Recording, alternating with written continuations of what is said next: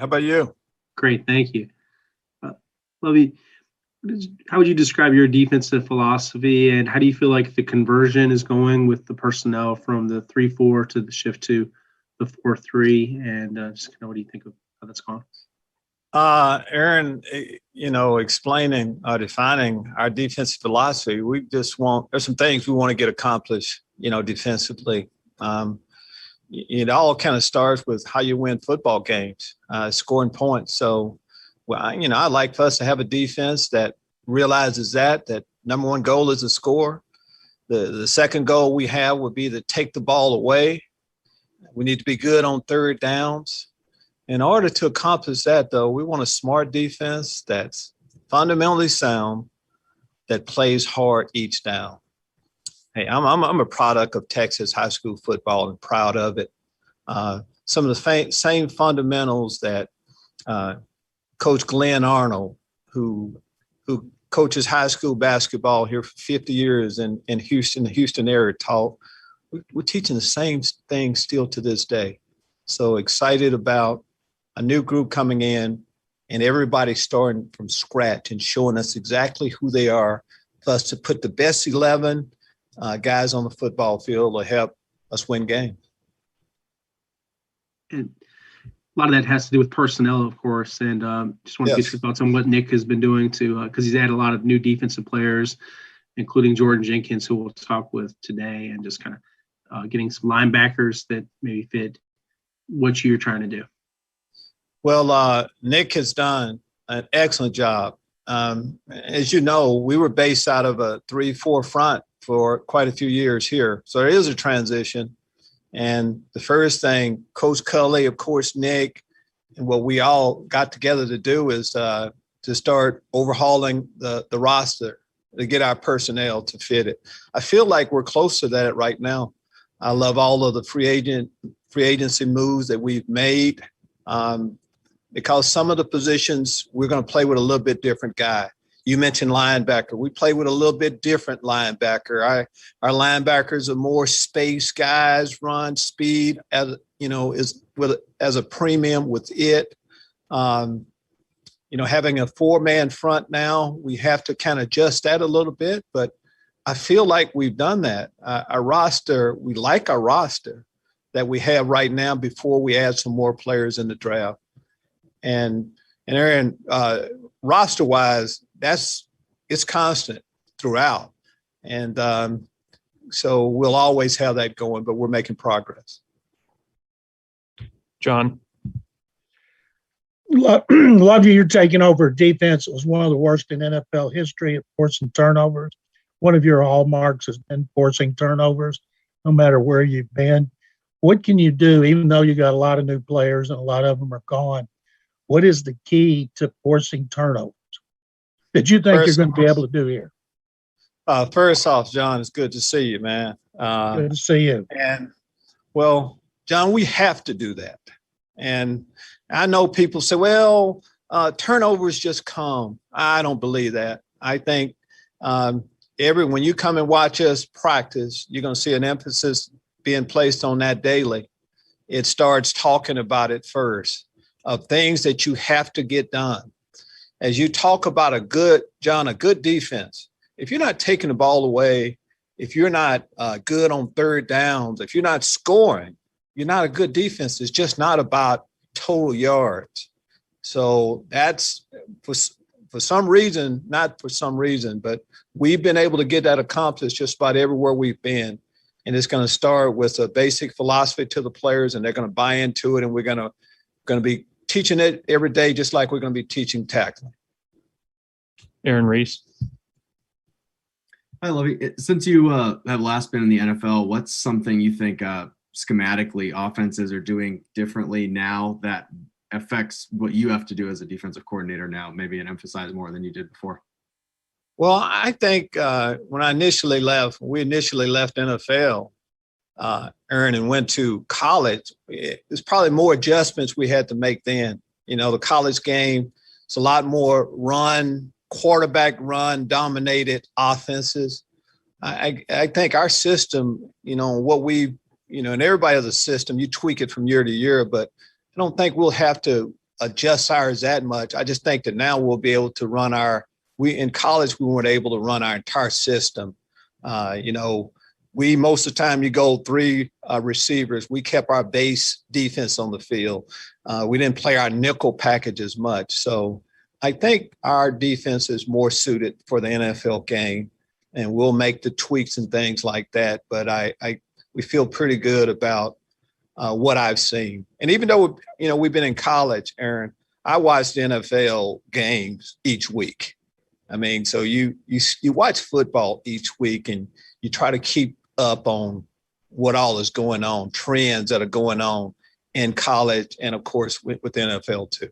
I also just wanted to ask you real quick, where do you, in evaluating the personnel you inherit, what have you thought of Lonnie Johnson? Where do you think he would play in your defense? He played corner 1 year and safety this past year. Well, what I'm trying to do, Aaron, is stay away from specific questions like that. But I'll say this here. Lonnie has position flexibility. You're going to hear that word an awful lot. And I think it's safe to say we see Lonnie as a safety right now. He feels good about that. He's got excellent size. He's got a corner skill set too. Really feel good about him fitting into our defense. And as you look at our roster right now, we've gone through that evaluation process. And if a guy is here right now, we think that there's a perfect role for them to fit within our system. Sarah? Lovie, when you talked to David about this job, what was it about this team or this role in Houston that intrigued you? Well, Sarah, first thing was, Sarah, are you from Texas? Oh, I'm not. I am. I'm a product of Texas high school football. So the chance to come back, I played a big part in it.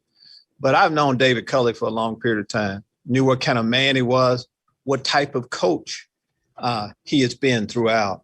And I knew the influence that he would have on the organization. So that wasn't wasn't really a big sale job that David had to do. I thought it was an honor to be a part of his first staff. And he's going to do great things here. The players are going to really love him. And every coach that came on board kind of felt the same way. Brandon? Lovie, that's actually what I wanted to ask you about was David Culley. If you could expand on that and just tell us what to expect from him what we might expect from him as a coach, you as somebody that knows him well.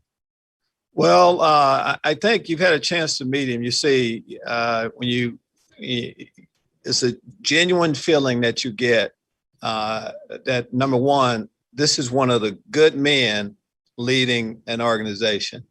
And that influence is what will go down from the top down. I've known David a long period of time, and how I knew him was excellent. His primary expertise early on, of course, was with the receiver position. And you just look at the guys that he's put out. And when you do well with a small group, you get more. And that's what's happened, with David. You want a guy like that to have an opportunity to lead his own team. So that's what we're going to see. You're going to see a guy with energy every day. He's not going to be up and down.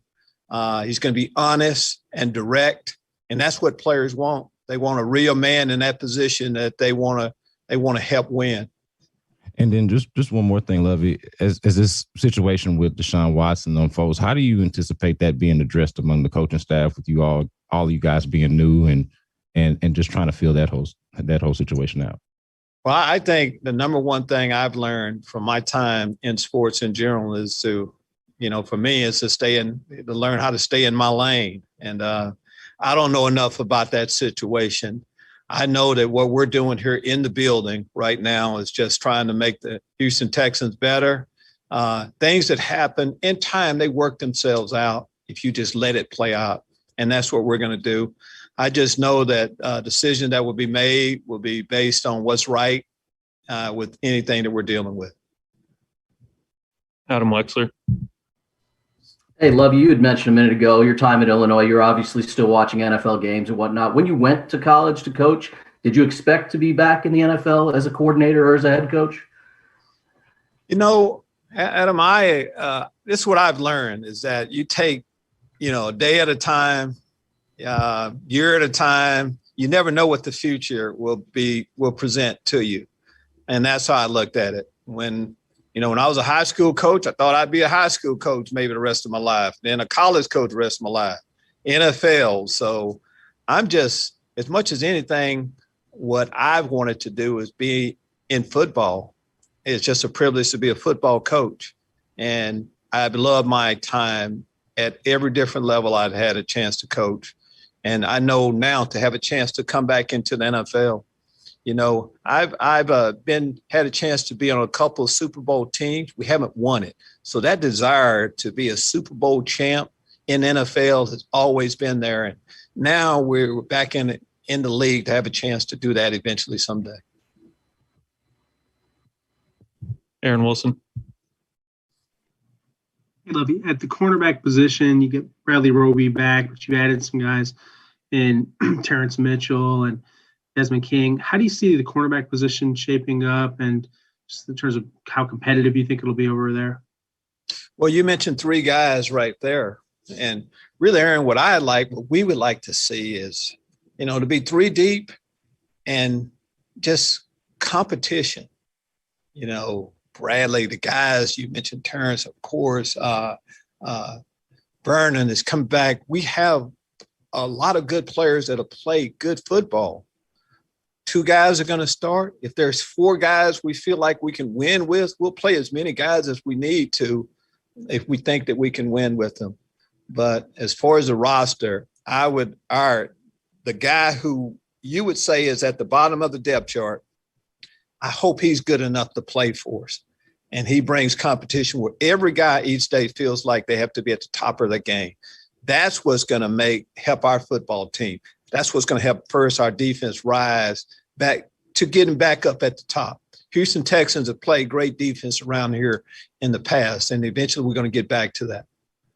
And with back to the cornerback position. And in order for us to, most people say, hey, you guys are going to run cover two every snap. Well, that's a misnomer there. And in order for us to have success, it's going to be a lot based on whether our cornerbacks can play man coverage or not. It always comes back to that. So that's a position that we need to be deep, and I feel good about the direction we're going. And with J.J. Watt now, three-time NFL Defensive Player of the Year now being with the Cardinals, what do you think you'll need from some of the guys that are stepping in, the Charles Omenahu's, the Shaq Lawsons, and interior guys like Ross Blacklock that might play more for you this year? Well, it says a lot about our organization to have a player like J.J. Watt come through here. He's had his influence will still be around here. Some of our young players that you mentioned, they had a chance to see how J.J. prepared, not in all season, on a daily basis. They'll take that. But change brings about a lot of different things, and now it's that next group. It's their time. Who's the next J.J. Watt coming up? That's what I'm excited about, that next person who's going to step up and be able to perform, like J.J. did consistently. And some of the players that you mentioned, we have some young players on all three levels. I'm talking D-line, linebacker, of course, and back in the secondary that can really elevate their game. A player like Zach Cunningham, there's a reason why we're paying him what we're playing. I'm excited about so many of our young football players, and I think they'll fit perfectly in our defense. John. Lovie, ordinarily you would be able, when they get beyond the conditioning part of the off-season program, to teach on the field. Have you guys been told if you're going to be able to do that on the field this year? And if not, how hard will it be to implement your system virtually? John, it is definitely harder if we can't get on the football field, they have to do it virtually. But that's one thing we learned, though, going through this pandemic this last year, that we've adjusted and been able to get some good work done. But it's not the same as being on the football field. And for a new staff, we need to be out on the football field tomorrow, for that matter. And we want to be able to also, our playbooks. The mental part of it is just as important as its physical part. But we assume eventually the league is going to tell us when, we can turn the lights on, when we can start doing the different things. and we'll be ready to go in. Whatever the rules, we're going to make it work. Elwin, do you still have one? You're on mute. You got to unmute yourself. This will be the last one.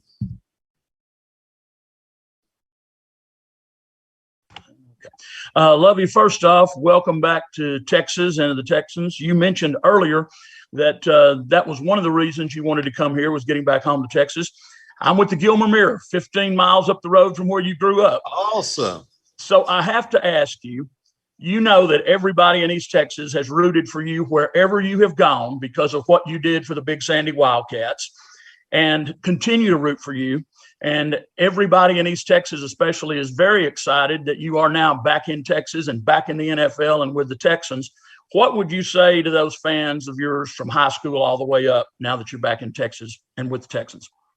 Well, as you mentioned, I mean, we take pride in being from Texas and, of course, being from East Texas, and just have a chance to grow up in that area and to still have a chance to represent my home area, of course, is pretty special. And, growing up, of course, with Texas high school football, I get a chance to give back a little bit, to it, to be a part of that again. I just say that it's special, and to be so close to home too. There's so many emotions that I've gone through a little bit, but again, just excited about us bringing the Texans back as much as anything, and as many fans as we can get up there, we'll appreciate it. Thanks a lot, Lovie. Thank you. All right. Thanks, everyone. You can.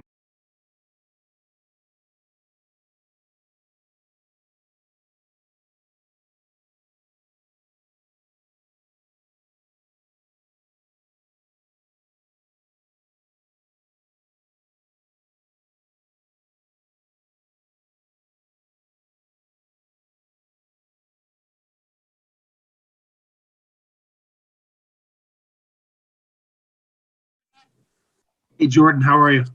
Doing good. Good.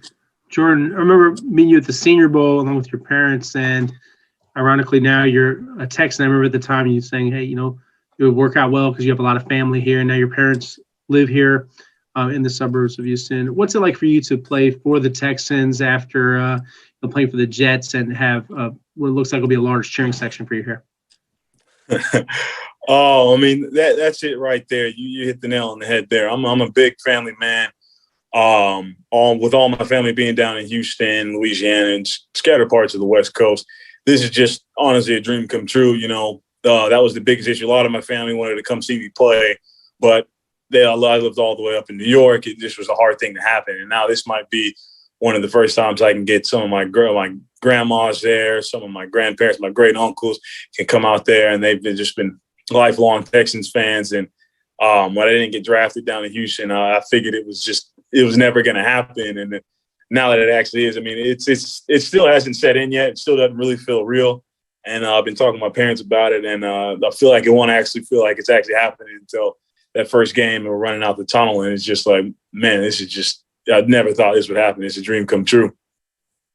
And Jordan, how's your shoulder doing? What's your timetable, and what do you feel like once you're healthy fully that you'll bring to the table for the Texans?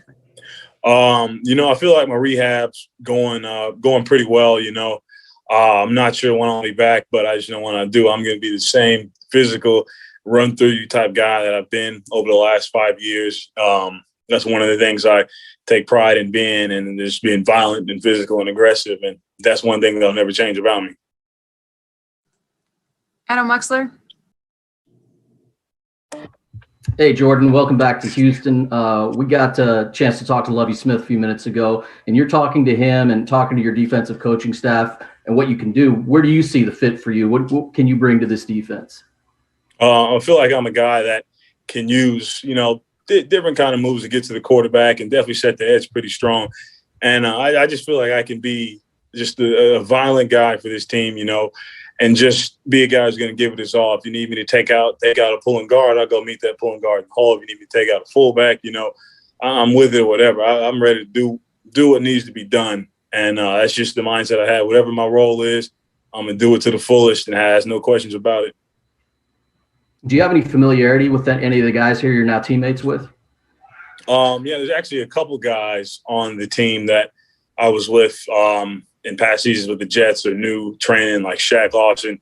Known him for a while through friends of friends. Andre Roberts, we played together.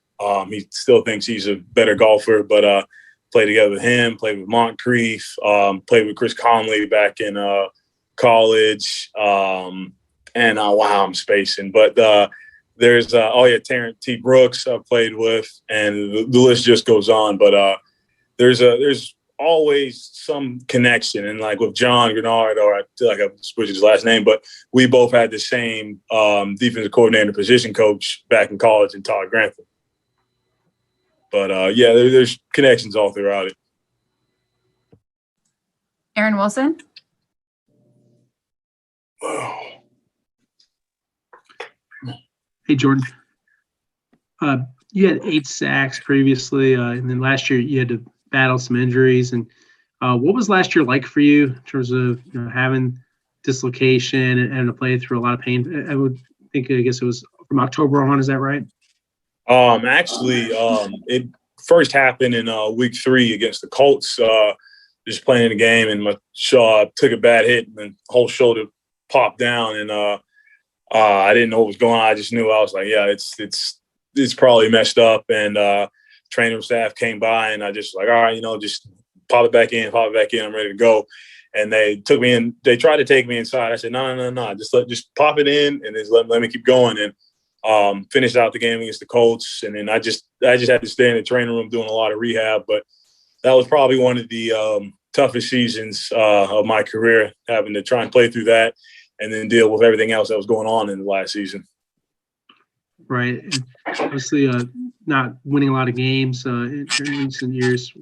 How tough was that on you? And you're going to a team that went 4-12 last year. How much is essentially hunger to play for a winner? How important is that to you to be on a winning football team after losing a lot with the Jets? That's something that I've wanted to be a part of a winning team for a while. In my time at Georgia, I think I've racked up around 44 wins throughout my time. Like I'm not used to losing. Coming out of Georgia, we maybe lost maybe one. I'm used to maybe 2 or 3 losses a year, but I'm just striving to be a part of a winning program and see what it's like on the other side of things. Adam Wexler. Hey, Jordan, when you signed here, there was already some uncertainty at the quarterback position, and you were just talking about wanting to come to a winning situation. How do you view what's going on in that situation and just overall the abilities to put a winning team together here?